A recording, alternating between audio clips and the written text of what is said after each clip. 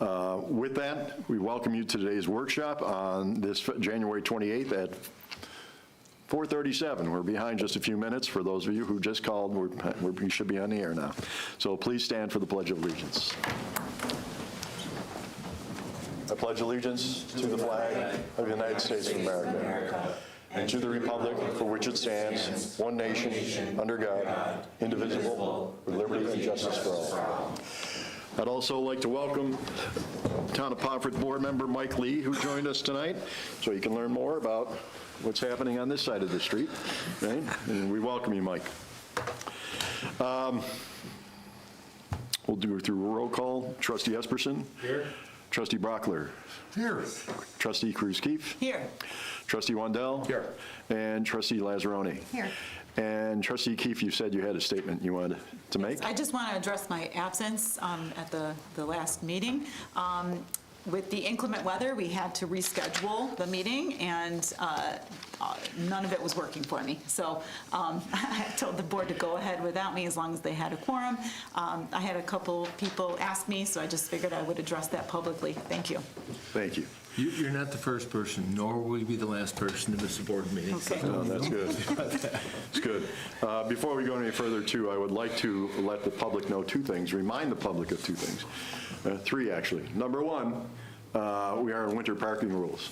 Okay, so if your car is someplace that's not supposed to be, don't be surprised it disappears in the middle of the night, because we will have it towed.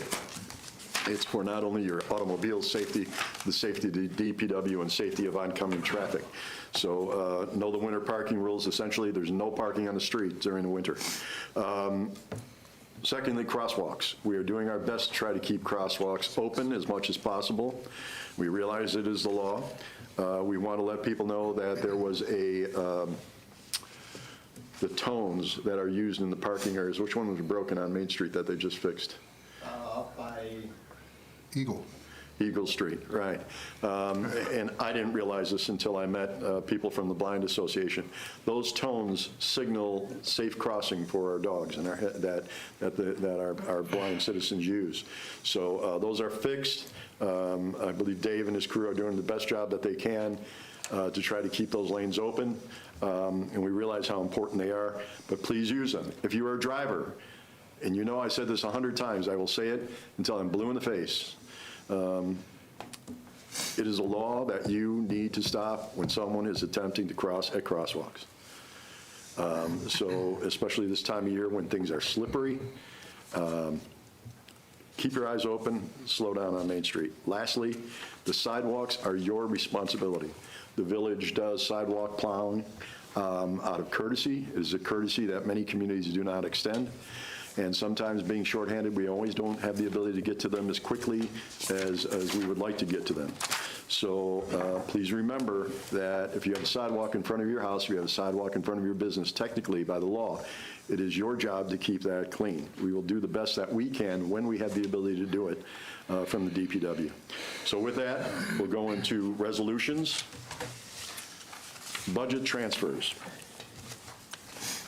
I had a chance to speak with Alyssa this morning, or this afternoon, about a couple different ones. There was a $25,000 transfer from the water fund balance to water distribution contractual, and that was to pay St. George for work that they have done. When we've had water main breaks, we've had numerous ones. And they had to get to some of them, so they've done a few of them, and also Tabone has helped out as well. At this point, she gave me an invoice of $31,000 for 6 months that we have paid either St. George Enterprises or Tabone. Can you repeat that number for me? $31,000 and some change in 6 months that we have paid St. George Enterprise and Tabone for helping us out when we needed them, when we have water main breaks. The other question I had for her was the $10,100 from water contingency to water attorney personal services and the $14,900 water fund balance to water attorney personal services. And both of those were to cover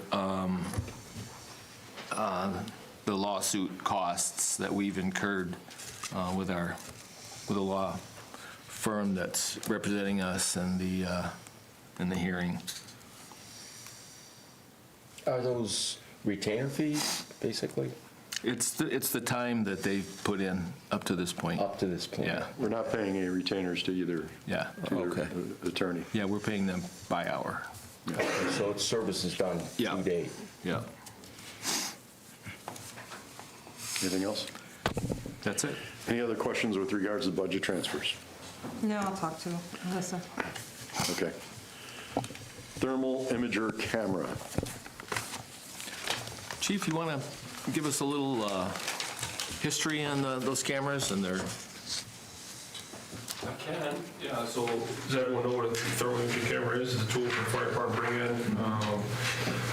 There's historically one on every rig. The ones we have are inoperable. They've been inoperable for years.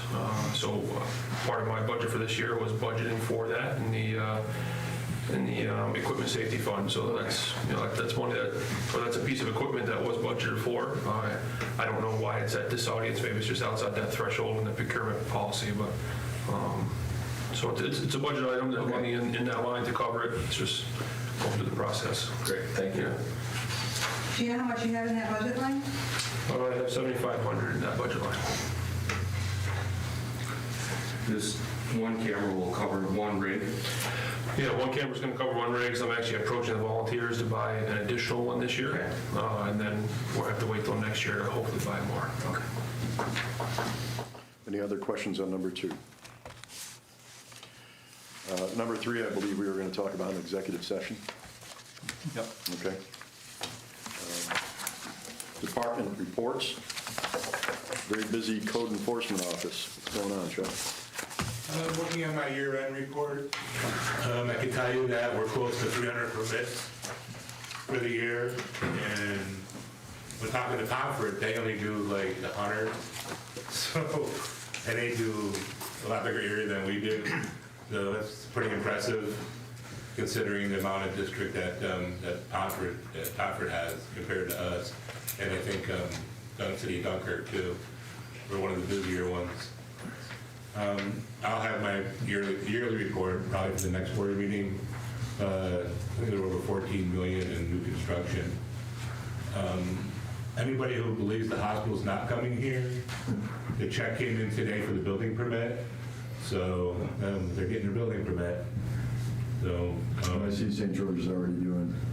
we're doing some site work. They got to figure out where the drainage is going to go, where they have retention ponds on the property, and they're trying to figure out where the best spots to put them, because sometimes engineering always isn't correct with the site itself. So they're working on some details with that. So they're doing some site work right now. We suggest that when you're talking to them, maybe they consult with DPW too, so that DPW knows where everything's going on the property when these things are being done. So it's not a We're surprise. working with St. George already on that. Okay, super. Anything else? Yeah. This is the new year, and the vendor's law was passed several years ago. And then last year, when we got close to starting to enforce it, we were told let's hold off to the following year. Can you give me some direction on what we're doing with the vendor's law now that's been approved by the planning board, sitting out in limbo? What is that?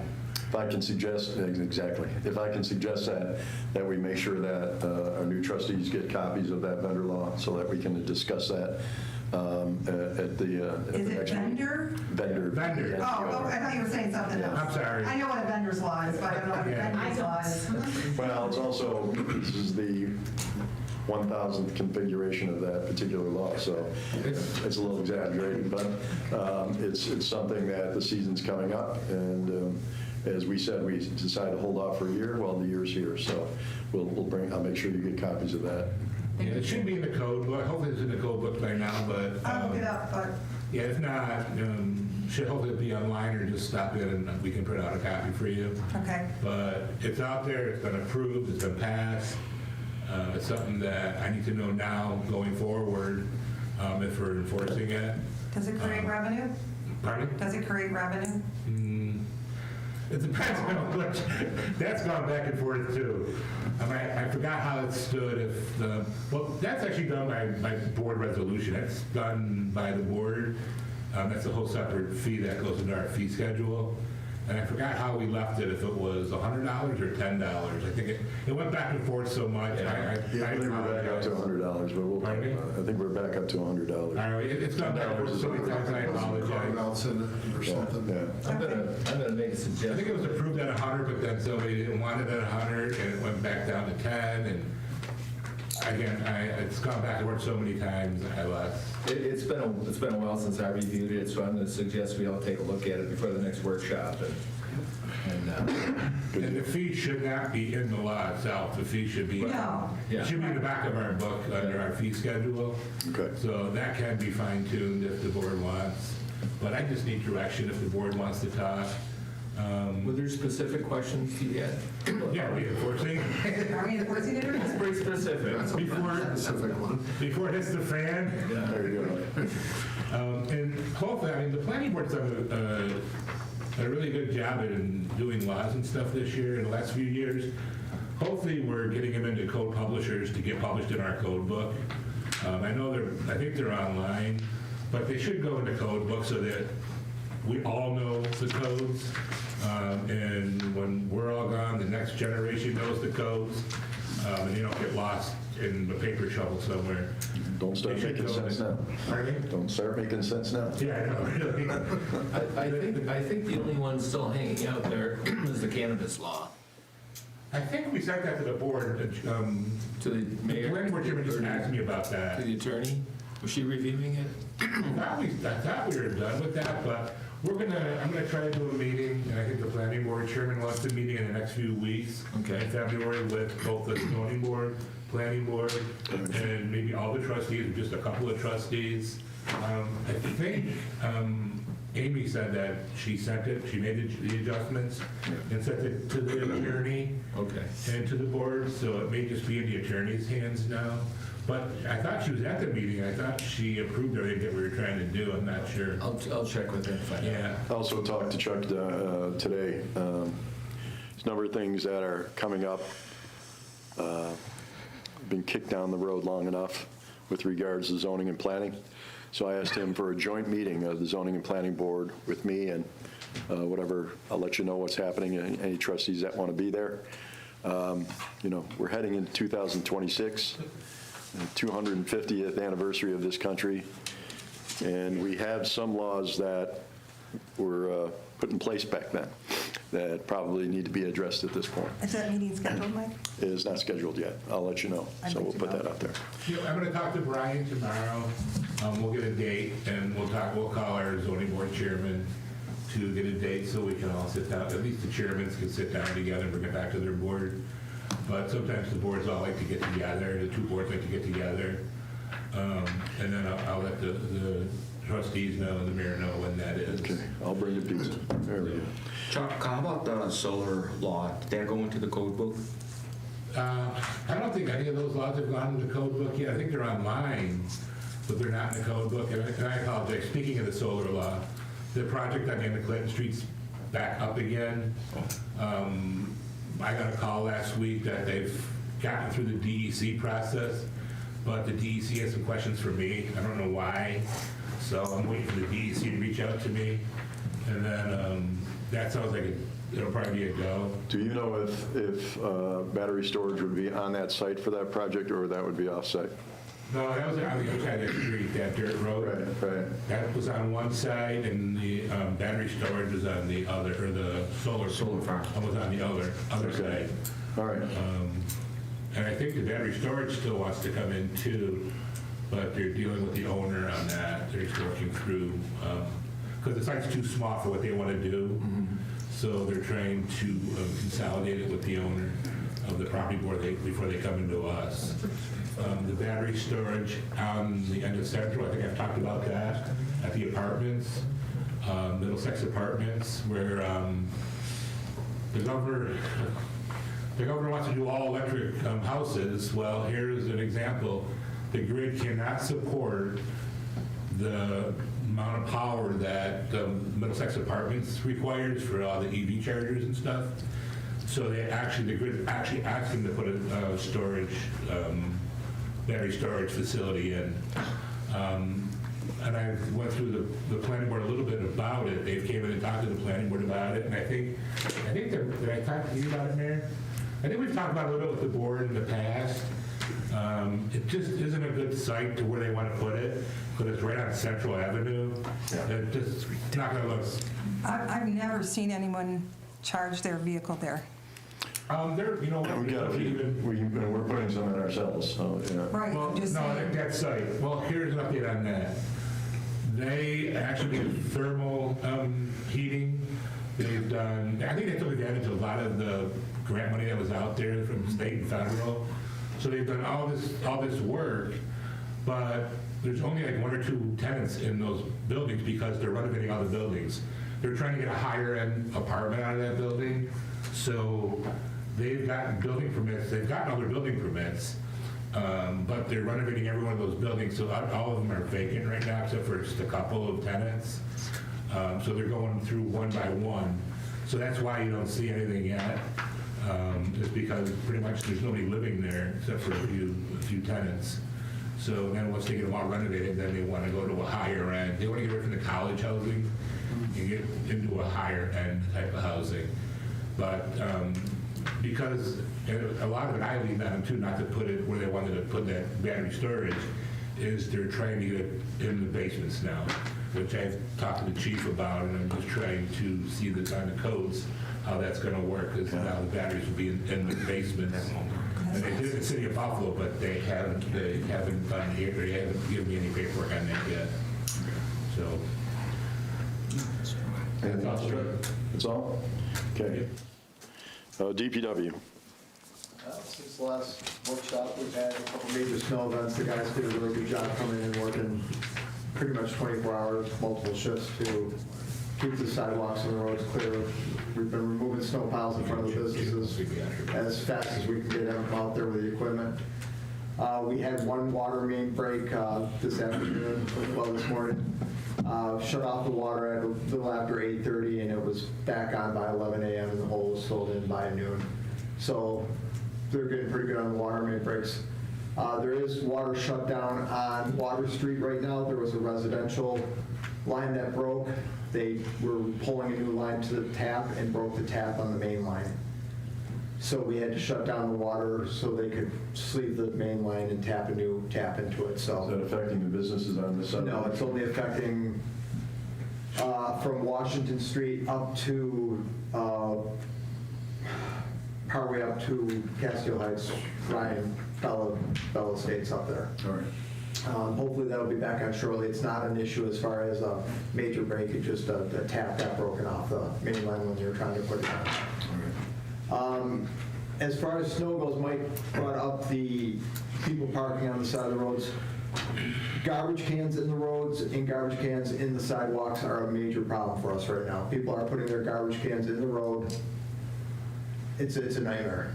So we need to get people to stop doing that, because when we're plowing roads, especially at night, you can't see them, they're dark, and we don't want to be blowing up trash around all town, so. Well, we also want to remind the independent trash pickup companies around town too. Put it back in the driveway or put it on the lawn, don't throw it in the middle of the road, please. Yeah. So. Alyssa has a quote, a Sourcewell quote for a new plow truck and salter spreader major road truck, which she's going to be sharing with you guys. It's a Sourcewell quote, so it's a government bid. Basically, if we were to order the truck now, the truck would be available to us in about 5 months. The salter, plow, all that stuff is a year out, so it's a multi-year on the CHIPS funds. But she has all the quotes and numbers and everything to share with you guys, then you can ask me any questions. It's all custom built stuff. It's beacon, you know, how many beacons you want, how you want your plow, how this, that, whatever. So it's not like you just go and put this specific stuff on the truck. So it takes quite a while for them to get them out to us. Does anybody know how long it takes for the CHIPS to reimburse us? It's 6 months. It's not that long, actually. It's anywhere from 3 to 6 is what our lesson said. Yeah, they're pretty fast. If they get it approved ahead of time, like that was the other thing. The truck that you guys approved last week, we have out front already. Chips approved that truck ahead of time, so it was already in their system, so it'll be faster on the, if you give them the information ahead of time, it's much faster. So that's how what we're trying to do, is give them everything ahead of time, so they can just basically have everything approved and ahead of time when we're sending it in. I average has been about 3 months. I'm just thinking budget. That's all I'm thinking. 100%. Budget. Agree. Project, be reimbursed. Yeah. You know, if it's going to take 6 months to a year to get reimbursed. Doesn't help us. That doesn't help us one bit. Yeah, the good thing is the truck will come into 2 separate budgets. It should come into 2 separate Right. budgets. So it's not a giant hit in the middle. It is a giant hit, but it's not what it could be. Right, Yeah. unfortunately, dollar signs are always in my head over this whole thing. I understand that, yeah. But overall, yeah, I mean, a good 2 weeks as far as being 0-degree weather, not one water break, and the snow was managed very well by the boys, so I'm happy with all of them. Okay, thank you. Fire department? I'm gonna stand up because I'm gonna go through this end of your report. Can I just say something before you start? Yes? I just want to thank the fire department. They came to my house on Saturday to help me out, help my husband out. Yes. Amazing, professional, just the nicest people I've encountered. And I couldn't have done it without them. So thank God it wasn't a real emergency, life-threatening or anything, but they were amazing. And came at a wonderful, they was just, I can't tell you how amazing everybody was. So, I know we had a lot of travel advisories recently. If the board would like those communicated any differently, just let us know. We can change how we deliver those to everyone for situational awareness, but usually just been doing email for now.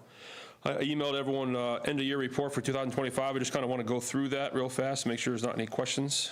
Our call volume, as illustrated on the first page, it continues to go up.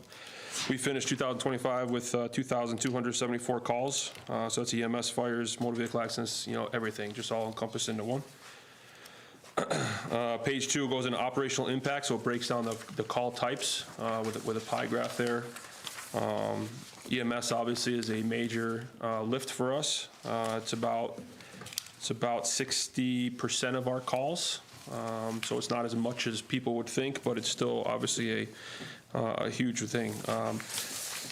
What I didn't include here was, our training hours. I wanted to do that. I just kind of ran out of time, so I can always provide that in the future if we want. The next chart goes over calls by month, kind of breaks it down in case anyone was wondering what our busier months are. July usually seems to be our busiest month, historically speaking. But other than that, it's pretty fair across the board, usually low 200s every month. Going into page 3, talk about revenue. So, it's important, EMS billing, right? We're a non-for-profit, we don't do this for a profit. So it's important to talk about EMS revenue, and it's really cost recovery for us, right? It's not like we're turning a profit. So I like to really just use that as a starting point. But so last budget year, 24-25, we finished up EMS billing with 567,128. You can see I put the last 3 years for reference. Every year it continues to go up. We'll talk about this current year and where we stand later on in this presentation, but illustrated there. Next page, also in addition to tax-supported funding and then our cost recovery for EMS, we also receive money through the town of Pomfret through our fire and EMS contract that we do with them. So 2025, that was $540,489. So revenue alone, we're about 1.1 million in revenue. So just, the last page is just a paragraph I won't read to you, but it's my conclusion paragraph, just, thanking the fire department. We're very low staffed, we're all low staffed, but we do a tremendous amount of work with the staff we have, so I thank them for their everyday contributions. I put 2 attachments to the report, one being incident participation through the volunteers. We are a combination department, so we have volunteers and we have careers, so we like to highlight that. We have some volunteers that do a tremendous amount of work for us, so I thank them for their support. And then I also attached a memo that I gave the executive board, which is the leadership on the volunteer side of the house, as far as the operational members and who had what we call a good year and a bad year, right? Well, who had a bad year and what their plan is for 2026. So I shared that just for your situational awareness. Any questions with that report? Want to thank you, and I also want to thank Chip, who's also the volunteer leader there as well. I do want to talk a little bit about, as long as we have the four of us in the room, about the emergency management operations team. And if I'll let you kind of explain what we talked about a little bit today about streamlining information for the public. But let's start with events, and then we'll move on from there. Can I press on with this and then touch on Press that on, deal? brother. Go ahead. I also passed out, Trustee Wendell asked last meeting how we were tracking for EMS revenue for this year. That kind of gave me the idea of providing a snapshot every month to the board, which I've done here. So that kind of shows where we're at for fiscal year that we're in, 25, 26. So we're about halfway through, finished up December. Our current fiscal year total revenue is $338,705. That doesn't include anything we get from collections, right? Collections or the revenue that we see, like when we do hockey standbys or football standbys. So when you look at the budget sheet that Alyssa gives, her number is going to be a little higher than mine, but just so you know that. So looking at that pie chart, right, we budgeted for $550,000 this current fiscal year. So at the end of December, halfway through, we're at $338,000, so we're 62% of that goal. I do think we're going to overshoot it a little bit. I don't know that for a fact, right? So this is just potential revenue, right? So any questions on that? So now bad news is EMS supplies. I need to request from the board an additional $5,000 for EMS supplies. As you can tell, our call volume is going up. The cost of supplies is going up. During the budget process, I asked for $22,000 for EMS supplies. That was based off of data and statistics. I knew we were going to spend $22,000. Through the budget process, it was cut to $15,000.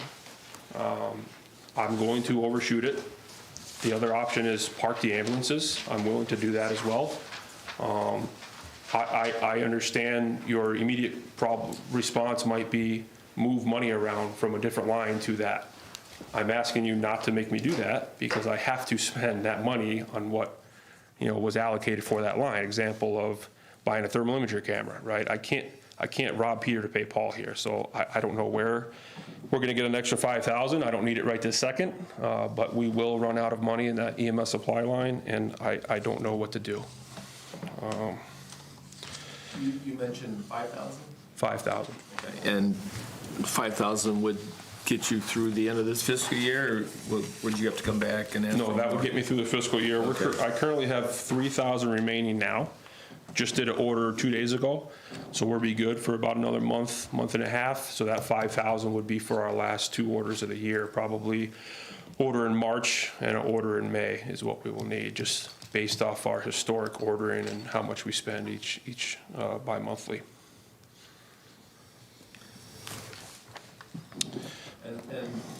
Can I ask one more question? Absolutely. So the supplies are needed. Without them, you are not supposed to be running an ambulance, right? Because you have to have a certain number of supplies, certain type of supplies in an ambulance when you go to calls. Correct. Okay. Yeah, and then, obviously the need for those drives strictly from call volume, right? If we have a slower month, we use less supplies. If we have a higher month, we use more. The big ticket items, things like expiring meds, all those are budgeted for, right? So when I know I keep coming back to it, when I came to the budget process saying 22,000, that was because I did my research. I knew what we would spend based on historic call volumes. Yeah. So tell me about the thermal imaging camera. Mm-hmm. So do we have one now that works? We do not have one now that works. No, we have 3 of them now. All are unoperational. 2 of them are because of the batteries are just shot. But when you look at the cost of a battery, it's about half of what a new camera is. And technology has grown so much since then that the cameras are really obsolete. Are there any grant opportunities there for that particular piece? Are there any grant opportunities that we can apply for to replace those? For smaller equipment, I'm not sure. I have to look into the big grants for fire services, assisted firefighters grant. And that's what we just bought all that hose on last year. That was a sizable grant. I don't know. I have to look into that. I'll talk to you about it. Those cameras and batteries. The ones we have now are every bit of 10 years old, maybe a little older than that. Yeah, they last quite a while. Yeah, I mean, full transparency, could we go without a camera? Sure, right? But we went without replacing one last year. If we go out this year, we're kicking the can down the road. A lot of things we've kicked down the road where it's, I got to start replacing these things. So just, they were operational for 10 years, or we've had them for 10 years? Because you said they're not operational, right? Yeah, I don't know the exact purchase date. It was long before Okay. my time. I could find it out if you would like. I'm just But, curious, yeah. yeah, we've had them for a hypothetical or a educated guess. We've had them for 10 years. Okay. And how much is a new one again? $3,453, so $3,500. From what I've seen, that's pretty much ballpark for what those go. Yeah, that's a cheaper one, right? I compared that one to a different brand, Bullard. I really wanted the Bullard one. The Bullard was about $7,200. So I say cheaper option. It's still a very good camera and very capable of what we need, but it's not as much as the competitor, I should say. Well, you got a couple of those floating around your office, your shop there? No, Chief, when you go out it'd be fun to play with. on a fire call, maybe help us understand a little better how they're used. What's the application? Yeah, so those things are used on every fire call, right? So to pick up a heat signature. Okay. And to pick up smoke. If building is on fire, they bring them in to find the seat of the fire, see the smoke rolling over. Smoke is fuel, right? So how hot is that smoke? Is it reaching that specific temperature where it could ignite? You can use them on motor vehicle accidents. If someone's ejected, right, where is that person? Did they have a passenger, right? The passenger seat will still have a heat signature. So you can use them for, searching for a lost person in the woods. Really a lot of applications for it, not so much as fire. But it's an investment, right? It's obviously one camera. Will go on our first out engine. We'll go on engine 16, and that's $3,500. Thank you. Yeah. You want me to touch on the emergency management stuff? Yes, please. So. And I apologize, I didn't know you weren't done. Oh, no, it's okay. So, you see the updates that we send out, emergency management. Every municipality should have one. Not every municipality does have one. Here in this municipality, it's double slotted between the fire chief and the emergency manager. I can't do that alone, so it's a team of myself, the police chief, DPW supervisor, all of us that constantly, for a snowstorm, for example, we're constantly talking on a group chat. How are the roads? Any need for a travel advisory? Are we losing the roads? Officers reporting that there's accidents all over the place, right? I'm just giving some examples of that decision making. So whenever a travel advisory is issued, just know that there's a tremendous amount of thought and back conversation that happens about that.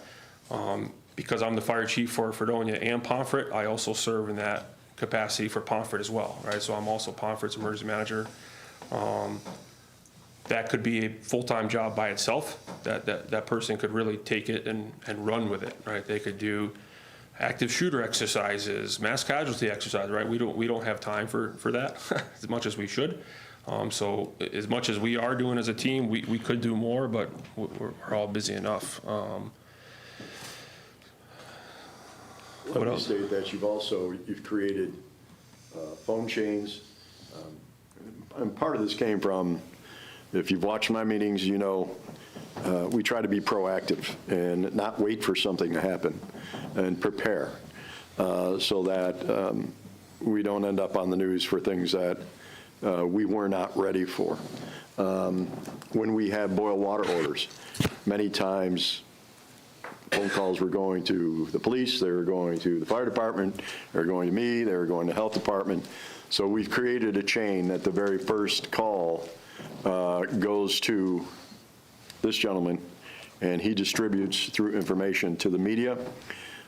He communicates with the police chief, communicates with DPW. communicates with me, so that rather than me being the very first person that realizes that we have some type of thing going on, I may be number 4, and the board is at that same time, you're going to get that information. The purpose of the information is get it out to the general public to make them aware that there's an emergency going on. And so the quicker that we can get that out, the more efficient that we can get that out without tying up multiple departments makes it that much better. So I'm happy to see this air of cooperation. I think it's needed, and we're excited about the opportunities. We're going to be meeting every Wednesday, unless we feel that it's a little overkill. But and that leads into the event portion of this for people, Festivals Fredonia, and Embrace Fredonia, the colleges. I just got a call the other day. How do we put together a music festival? Number of things there, and we are trying to streamline that as well, so that these 3 gentlemen, including myself, get together.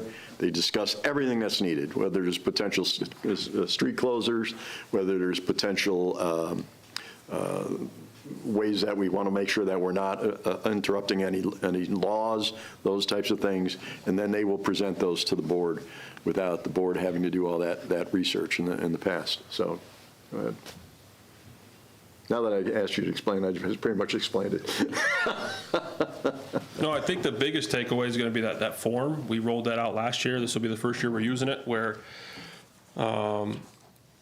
Jimmy wants to throw a party in the park, right? The time the board sees that request, it will have already gone through the police, the DPW, the code enforcement office, the fire department. So the time you get it, you already know.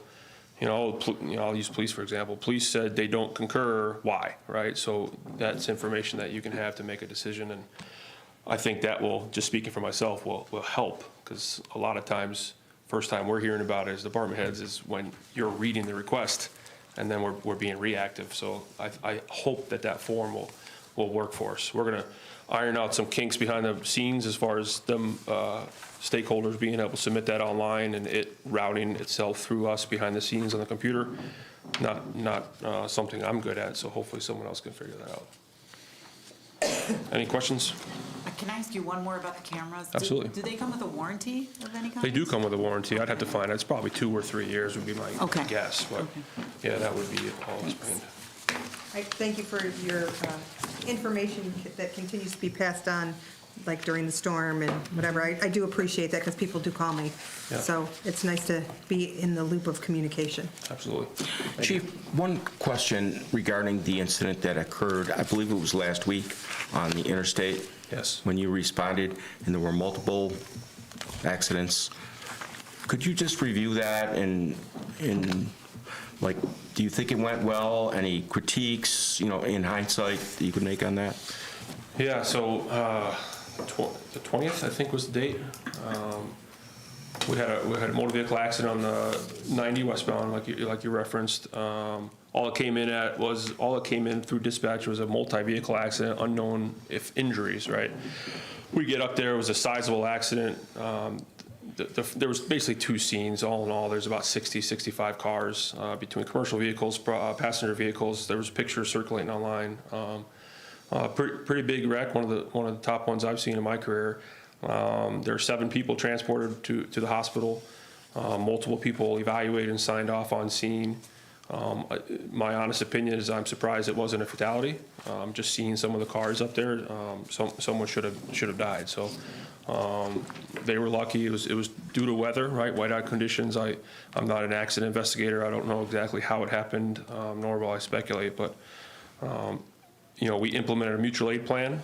Not only Chautauqua County Emergency Services came out, but we had our surrounding fire departments come up both to the thruway. I set up a staging location at the entrance to the thruway, and then also backfill our station, right, in case any additional calls came in. So the shorter answer is I think it went very well. The longer answer is we identified some things internally. We identified some things with communications with our mutual aid partners. I actually called for an after-action report with myself, the Thruway Authority, State Police, Chautauqua County. That's happened in the first week in February, that Thursday, I think the 5th, if I'm not mistaken. So I'll have some more information after that. But, even if it goes you know, even if it goes great, I think we can improve a little bit, right? So that's why I called for that, that partnership meeting. And, you know, we had the equipment to do our job, and it was all in all a success. Thank you. I know one of the topics was the control arms at the entrance. The gates? Yeah. Yeah, that's going to be part of that meeting on the 5th. You know, with the Thruway Authority, that's not my lane, right? That's not something we would be charged with doing, nor if we had time. But the biggest thing was a communication breakdown, right? It was relayed to me multiple times as the incident commander that the Thruway arms were closed. And then I had responders still responding, telling me that they were still open. So that's one of the things that I'm going to address of where did that happen. Were they closed and then a civilian opened them back up, right? That's possible. So I don't want to speculate and say someone didn't do their job, but it's definitely something we're going to improve on and figure out how. Problem is, right, we can talk about it, and then an incident this size probably won't happen for another 7 years. So it's like things get lost sometimes. Okay, thank you. What I do want to point out is two things that we talked about tonight that are similar. You called a meeting to address issues, to be proactive. We formed this emergency management, called a meeting to be proactive. Last year, Fredonia Police Department, New York State Police, Sheriff's Department, Fredonia State College was proactive in prepping for what was not FredFest last year. And we will be doing that again very shortly. The idea is being proactive and looking for things before they happen and reviewing things that did happen to make things better are going to help this community tremendously. So I thank you all for doing that. Thank you. Thanks, Chief. With that, I should have a little disclaimer on the TV. Chip, maybe you can help me. This does not reflect the opinion of the Board of Trustees. I have seen many videos where people have driven around those arms. I have seen people, every person in this room has probably been in a traffic situation where somebody goes flying by at 65 miles an hour, 70 miles an hour to get ahead of everybody else.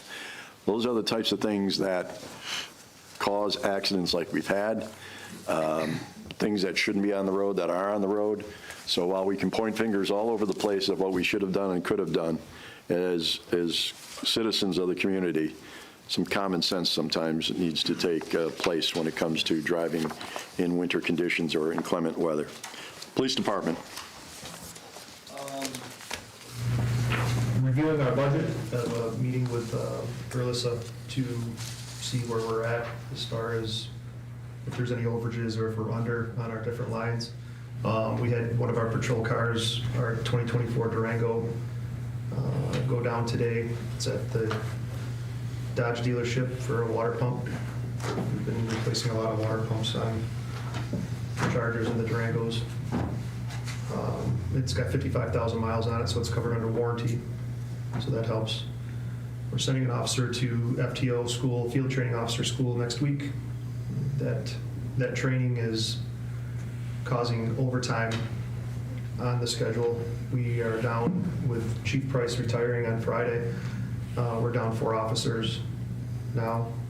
In addition to being down 4 officers, we have an officer on FMLA for purpose of having a child. And we are losing our part-time officer in April because he's aging out. So he helps us a lot during the day on day shift, alleviate a lot of overtime. So I'm just letting the board know that the overtime line may be getting close to what we were budgeted for at the beginning of the year. Other than that, just trying to get acclimated with some of the things at the department. I have a report due by the 1st of February for the Department of Corrections for our cell block downstairs. It's just a kind of an inventory of who we've had the past year. They pick a date. We have to go through our records, report who was in, if there was anyone housed there that day, and give them a report of who it was and that type of stuff. So That's all I have today. Are we advertising for another part-time officer? Are you keeping your eyes open? I spoke to Alyssa yesterday about canvassing there's a new list that's out to see who is interested, who's eligible. There's some people that have expressed interest that would be eligible for lateral transfer, which would prevent the need to send somebody through an academy. There are also people with test results coming through where they still need the academy. So there's some things to digest and kind of figure out right now, so, but we'll get there. We'll get there. Thank you. DPW? I'm not, sorry, not DPW. Thank you, Mike. Thank you. David, wastewater treatment plant. We have turned in our Speedies annual flow certification for 2025. We have that all complete. Our heater in the bar screen room is out of service now. We had Chautauqua Mechanical in today to take a look at it. They diagnosed it as the thermostat was bad in it, and they're going to be ordering that and getting that up and going as soon as possible. We're currently in the process of the engineering grant, and our grip pumps for our system are in very rough shape, and they brought to our attention that we could use like a emergency situation and to work on replacing those, and we could use the funds that we put into that. If we get a grant later, we could sort of roll those funds into that grant process.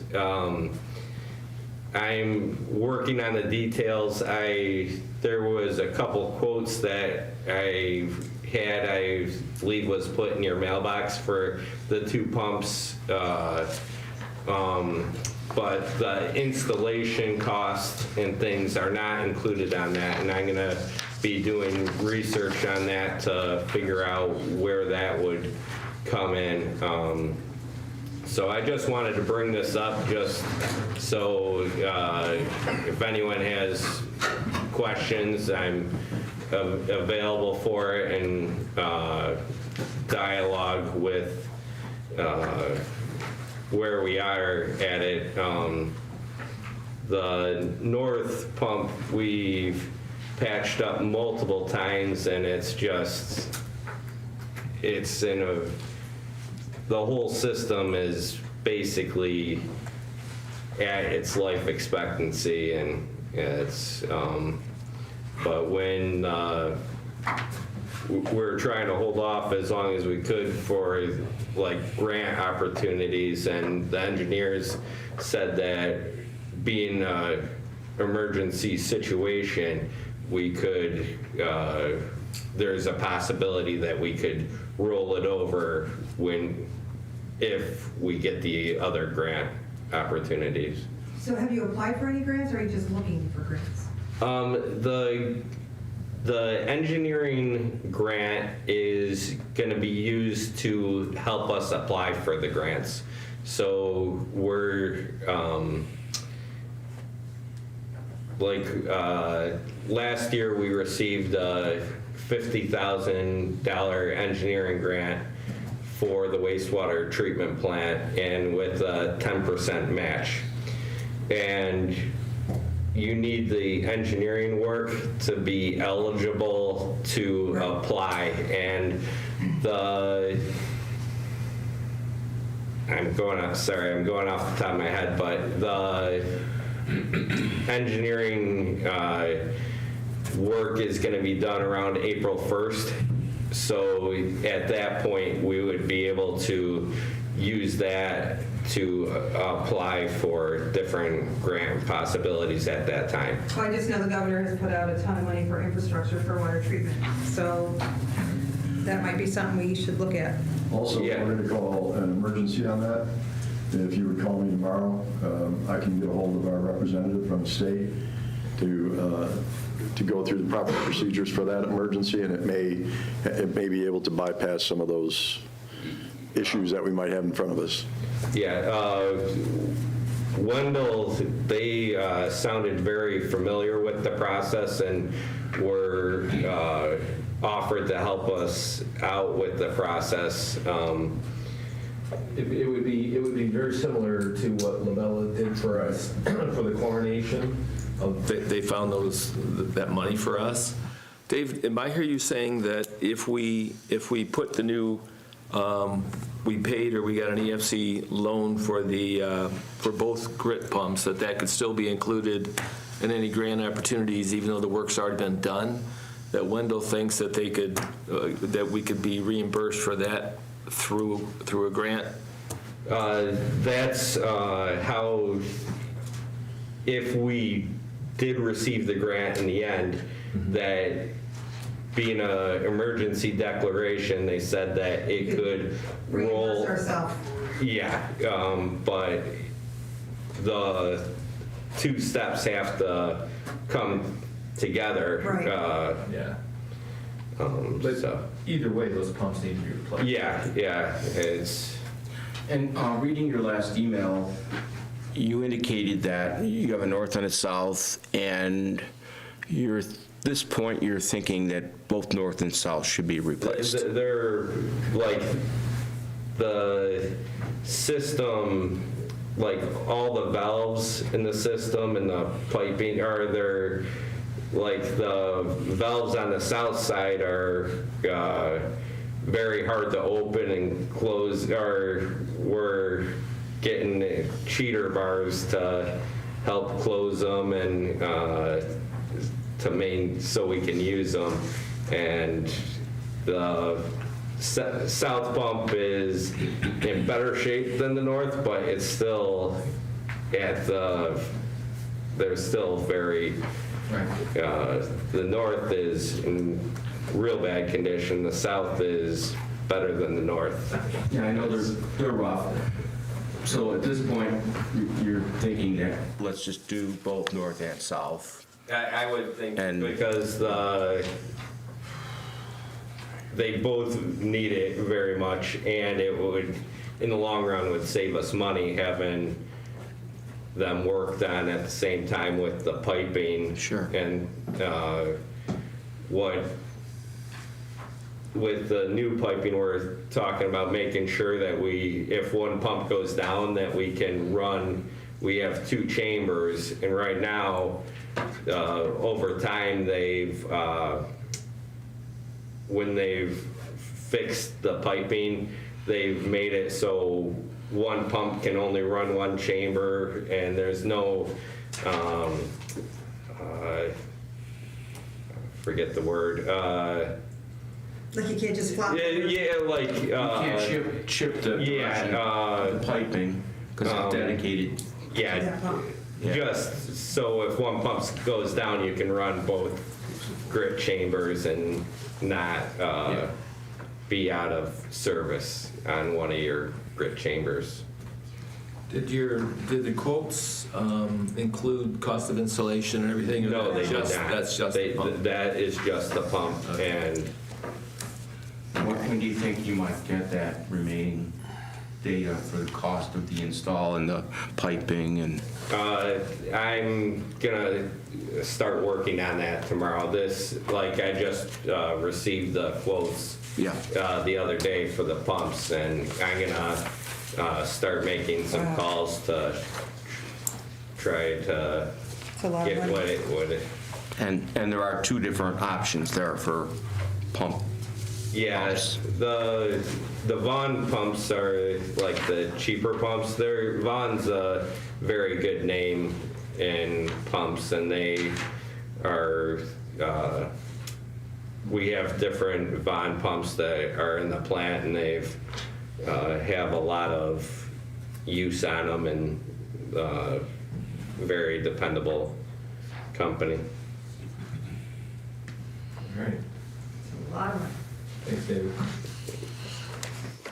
I'm glad you know what you're talking about. That's a big help. Yeah, very impressive, honestly. You know, you look at the people that are running our departments, you look at the experience that they have and the knowledge that they have to keep village flowing, literally, in many cases. So we appreciate everything that you do, all of our department heads. We'll wrap this up with Lewis. What do you got for us? Talked to HK earlier this week. They have about 95% of the equipment for the upgrade. They're going to be sending plumbers and electricians in tomorrow to start dry fitting conduit and get everything ready. They're hoping to have everything really moving in the next couple of weeks and closer to completion. So that sounds good. The other thing I wanted to bring up was, a while back, I presented to the board quote from Beck Electric to do underground wiring for the reservoir for the lights. This winter, we've had a tree go down, take down a telephone pole with the light. We have no power up there. Dave was able to get some guys up there to move the trees off the roadway. But it's a yearly battle, and it'd be easier to just run it underground and through the woods. We put a public bid out, no one responded, so I just don't know what route we go to next. Good. And you said you've spoken to Beck Electric already about pricing? Yes. It was, I think it was in about $40,000 range for one. For the whole thing, and then for a section where the problem areas mainly lie, it was about 20, so. So do you have a copy of that quote? I don't have it on me, but No, I could get one, can you yes. send It was one? presented to the board, I could get one and send it to you. Please. Me too, please. Yep. Lucy, do me a favor, and again, I know you're in and out on days. Come and see me. I want to talk to Frank about possible Homeland Security options that might be available for doing that. Since it is governed by Homeland Security, that would fall under some type of security operation. Right. So let's talk about that, and we'll see what we can do. Sounds good. Okay? I don't want to delay things any more than they already are. Any questions for the team, as long as they're here? Thank you for doing such a good job, Louis. I don't know if you get patted on the back very often, but thank you for keeping our water going. I get beat up. He gets beat up a little bit, so, once in a while I gotta throw you, a nice compliment, but, no, I do appreciate it. We all love those. All right, thank you. We don't have nothing for the Recreation Department today, but we will shortly, as people are going to start booking the different parks for their different events, birthdays, and everything else there. Go ahead.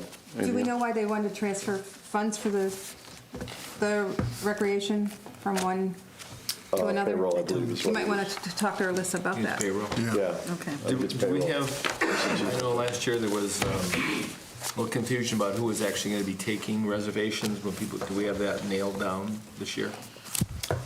You would have to ask that question. Yes, we are working on nailing it down a little more secure. We've had somebody that has returned back to work. Frankly, I think that she's got enough going on that we're going to have to make other, and again, that's something that to me should be automated online.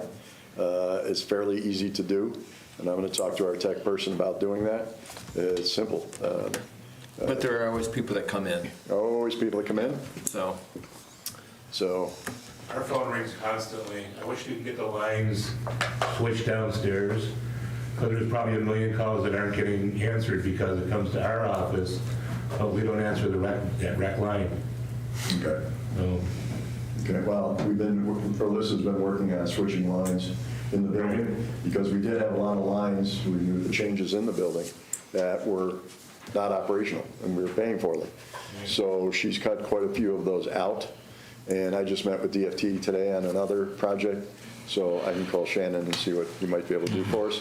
Also, so that people are aware, thank you for reminding me, we are working on a local phone call number that if something happens like a boil water order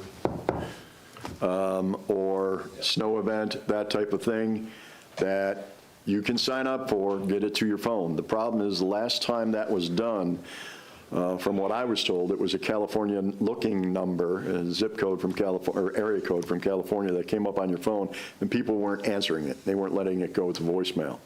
So we have asked about the possibility of creating a phone number that comes up on your phone as Village of Fredonia. Could you have a text option? Could have text, could have email, there's a number of options to it. But, and I say this repeatedly, New York Alert does work. You have to sign up for it properly. I encourage restaurant owners, restaurant managers, to encourage your managers to sign up for it, because when there is something like a boil water order, water is the number one issue with restaurants, with hospitals, with colleges and those types of things. So, and there have been many places that I have called personally to let them know that there's a boil water order, and the manager has no idea about New York Alert, or doesn't believe it's me calling. So we've kind of gone through that. New York Alert, you can go on, you can Google the word NY Alert, and it will come up, and you can choose what you want to be alerted for, whether it's weather-related, whether it's boil water orders, all those different things. You can pick and choose what it is you want alerted, and you can also pick whether you want phone, text, email, or all three. I get all three, and I've always had no problem with I it. wonder if there's an option, like, believe it or not, I haven't always watched the board meetings online. I just, believe it or not, I haven't. But there's been times where there's been road work done on my road, and all the neighbors were all going, what are they gonna do? What are they gonna do? They put up signs, no parking, whatever. What are they doing? Have no idea what they're doing. Are they gonna dig a line? Are they gonna pave the road? What are they doing? It would be nice to be able to inform the residents, if you're gonna have work done on your road that's planned, to go ahead and put out a little alert, like, hey, from June 1st to June 7th, we're going to be working on your road. Well, something like that, to narrow it down road by road is going, I'm going to guess that can happen, but to be a general to the public, Well, I'm just yes. saying that, and I Yeah. actually came in and asked the clerk, hey, what's going on Lowell Place? Like, there's all these signs up, what are they doing? Are they, because they're digging lines on Central Avenue? I don't know what they're doing. Like, I'd like to know if they're going to dig up my front yard, because we just had it. Some of that also doesn't fall in DPW. There are outside contractors that are scheduled to work in No, the community. but this was a village thing. Okay. So, when the village, Right. does something, it would be nice to inform the residents, hey, we're going to be working, put it on the website, do something so that, hey. Most of the repairs we do are water line breaks or emergency repairs. No, I'm talking about like road work, that kind of stuff. Like, they came and stoned and tarred my road, and I had to make arrangements because I couldn't get in and out of my driveway because stuff like that. I haven't had to deal a whole lot with that, but a lot of that has to do with the fact that multiple municipalities loan us their trucks, loan us their whatever when we do that. So we make it a block or X number of days that they say, okay, we can road and tar or stone and tar your area. And if it rains or something happens on whatever, maybe a day or two delay on the. But I understand that. I'm just saying, if, hey, we're going to be, or we're going to bring the brush, the big stone brusher down your road. We're going to be out doing that, right? Like, I'd have my lawn guy push the leaves all out to the road, and then they never come. And then the wind picks up 2 days later, and they're all over again. I got to pay someone to, you know what I mean? I'm just saying, it would be nice if we just knew when that was going to happen. Well, the problem is, like with the leaves, everybody throws them out the immediate second that Yeah, but you guys do it by street, right? No. We do it by area. Well, that's what I mean, so they do it by But area. It's not as simple as that, because, like I said, everybody throws, the minute they can rake leaves, everybody throws their leaves out of the street. Thank you. So we start in one area, we start working our way around, and if something breaks, if something goes down, if something whatever. Right. I could say we're trying to do this area tomorrow, but it may take 4 days to get to that area. And then like last time, everybody put their leaves out, and then it snowed. And then now we're trying to pick them up in the middle of breaks when it's just, with nature, there's almost no visible schedule that I could say, we said, please put your Christmas trees out on Monday through Friday, starting at this date. We picked them up Monday through Friday. Saturday, I drove down and there was 13 trees sitting in the middle of the road. So. It's just. I mean, we used to have a brush pickup day, I've never known that we've had a brush pickup day or a whatever day in the village. I think it was long before my residence in Fredonia, but I know residents have said to me, it'd be nice to know when you could put your brush out, when you could do this, when you could do that. I don't know, maybe come up with a calendar or a schedule, or, It's in the paper all the time when they're doing brush pickup. I don't get the paper.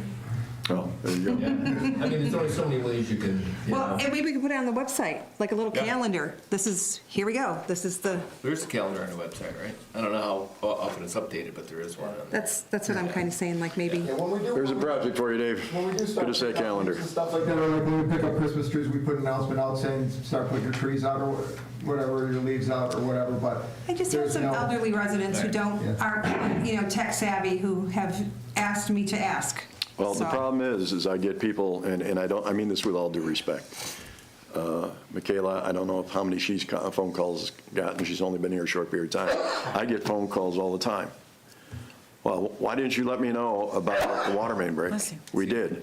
2, 4, 7, Erie, Spectrum, the newspaper. Well, I don't read the newspaper. The radio station, I don't listen to the radio station. The website, I don't go on the internet. Well, short of a pigeon with a note tied to its leg, I don't quite know how many other outlets we can utilize I to like let the people know. reverse phone thing Yeah. for emergencies. I do like that. Yeah, I so think that's a good, we just spoke to DFT today. They're working on that for us, and they're going to have some options for us, and we kind of go from there. But I understand, and I will say that Dave's done great. He will call me and say, hey, we're going to do this, and we tried to get it up on Facebook. And I think with this emergency management system as well, not that they're going to be in charge of leaf pickup or anything like that, but that communications will continue to get better as we go along. no, I'm just suggesting. I'm not saying. Certainly. I'm not saying that you're lacking. I'm just saying. No. I I'm understand. suggesting. Anything else under new business? I have something, new business. So I'm taking the lead on resurrecting Music in the Park for this summer. And I've started coordinating that. Mayor, I have to work with you on sponsorship because I know you have some opportunities available. We have that, and we also were contacted by, we're playing phone tag, this person and I right now, but somebody associated with the college, so we need to coordinate that so we're not leaving people out, just in case. And I've been coordinating with Embrace Fredonia, so they are willing to work with us as well. There's going to be a number of things required to get the booking going for the music venue, and then any other ideas we want to add to it. I've been in contact also with some music people at the college that may be able to help us as well. So that's ongoing, but I should know more the next time we have a board meeting. Okay, I do want to, we have talked about incorporating that into summer sips and sounds. And the idea behind that is Friday nights. We picked what, I think I said 6 weeks, something along those lines, 6 to 8. 6 weeks, and not necessarily consecutive. Right. 2 weeks and then a break and 2 weeks. But the idea is, I said we were going to do two things. We were either going to coordinate an event to help local businesses downtown succeed and thrive and sustain themselves, or I'm going to create a street hockey league, because in certain nights after 4 o'clock, you can play hockey in the streets. The traffic is gone. So by creating these Friday night sips and sounds, it will incorporate music. It will allow local businesses to put things out onto the sidewalk, to have activities going on in their stores, for restaurants to have friendly competition, which is who's going to have what on one day, and draw people downtown on a Friday night. This will not compete with First Friday in Westfield? First Friday. I made that commitment to them that this isn't about beating Westfield. This is about finding a way to make sure that we have great great opportunities for our business to succeed, and yet bring back entertainment. So I applaud what you're doing. And exactly, that is my thought as well, is to include the local businesses and if you want to set up a tent or something like that, engage more of the food, not just one food truck. Don't forget the vendor law, Paul. No, we can't, but you're right. So, Yep. well, thank you. If there's nothing else under new business, under old business, local law residency for appointed officials. Any discussion? No. Right now, there's the clerk, according to the law. The clerk and the police chief and fire chief are the, I believe, the three positions that are supposed to live in the village. If a new one is appointed or hired, they have 6 months before they meet that requirement. We can change that as needed. And I think we need to take a look at that because as difficult as it is to find quality individuals, luckily we don't have that problem now. We have 3 quality individuals in those positions that do live in Fredonia, but that's something in the future that we might want to take a look at. Sure.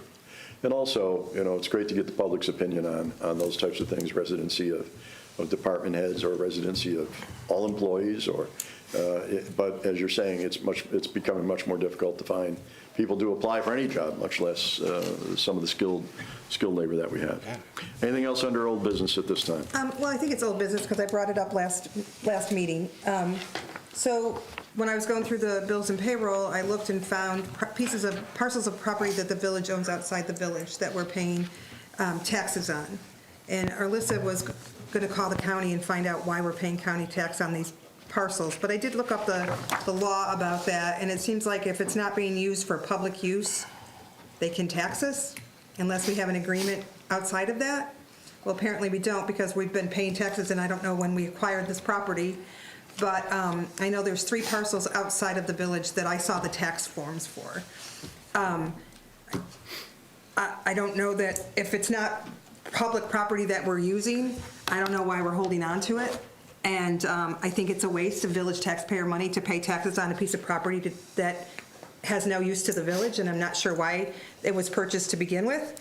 But I'm going to take those parcel numbers and do some research back to find out how we acquired the property and why we're using the property. I'm told that a couple of those parcels are blank, vacant lots. Well, it's also interesting that you say that because I had a couple of people that approached me about properties that are being used for different things but aren't getting used. Were supposed to be used for different things, and people would like to build on those properties. So if you can talk to me about what you found. And I will, but I'm going to follow through with that because When I was on the board 4 years ago, we acquired a piece of property over by Candaway Creek somewhere where we were going to put it was outside of the village. It was being condemned. Right. Maybe one of these parcels that she's looking at. Yeah, there was it's not Canada Way, what's that street? Anyway, we purchased the property because there was a house on it that we needed to demolish because the county was going to put a culvert in. They were going to pay for it, the work. Porter. Thank you. So we purchased that property so we didn't have to, so the county was going to be able to do the work for us to put that culvert in. That can't be more than 1/4 of an acre, it's just a really small piece of. No, but the house was taken down. No, but it's still, so we are in a debt crisis. Well, I don't want to talk about that. Okay, but I'm just going to say that I feel like it's my job as a trustee to look for every nook and cranny of money that we're spending that we don't need to spend so that we can provide the ambulance with supplies and the fire department with, water pumps or whatever they need for their cars without an issue. Right. That particular property, though, we did purchase so they could do the work, and I don't know if the county has done the work yet. They did. They did? Yeah. So sell it. Yeah, now it would be clear, so. The work's on the Sell road. it. We're paying, I mean, it's a pittance of money, but it's the village taxpayers' money of $200 and some that we're paying for no reason. Those are the things I'm looking for through the bills and payroll.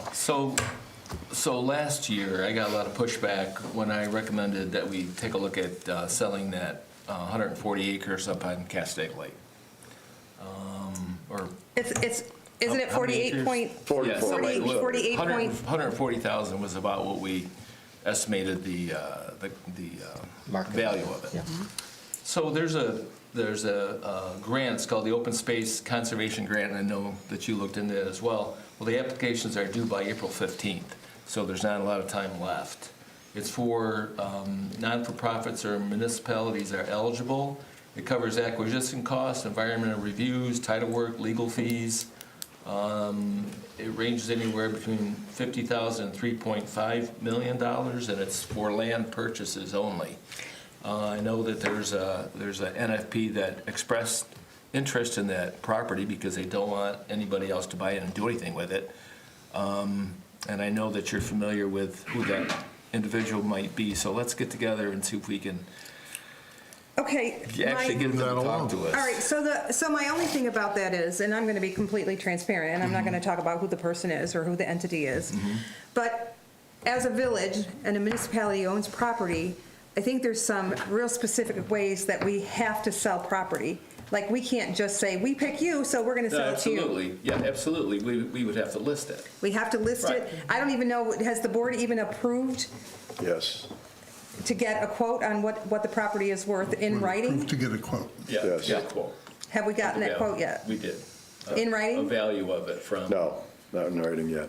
But I'm gonna Okay, share. well, I think that that's one thing maybe we should put on the agenda for next week, because we're holding on to properties that we don't need, and I think we really need to start making some headway on that. And I know there's gonna be a lot of pushback from people who say, oh, you can't get rid of it, we've owned, it's conservation, it's this and that.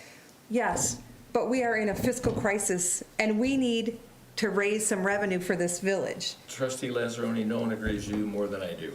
So I know I'm gonna get pushback, but that's okay. And we would have to be prepared for somebody to offer twice as much as someone else because they want to build a cabin on it and do something with it, and so You know be it, what? as Let's far as hope I'm there's a concerned. bidding war. So Let's be hope it. we get lots and lots of money. Besides another community, I've verbally talked to at least 2 other people that would like to put a bid in on these properties. There's also a couple developers that are looking at properties that are owned by the village that are currently being used for other purposes that might be better off being repurposed, which we can talk about that. So I just think that we really need to keep moving forward with this, because let's just put it out there. We raise enough money selling this property, we put it in our reserve fund, our bond rating goes down. We have a better bond rating. Those are the things that we need as a municipality.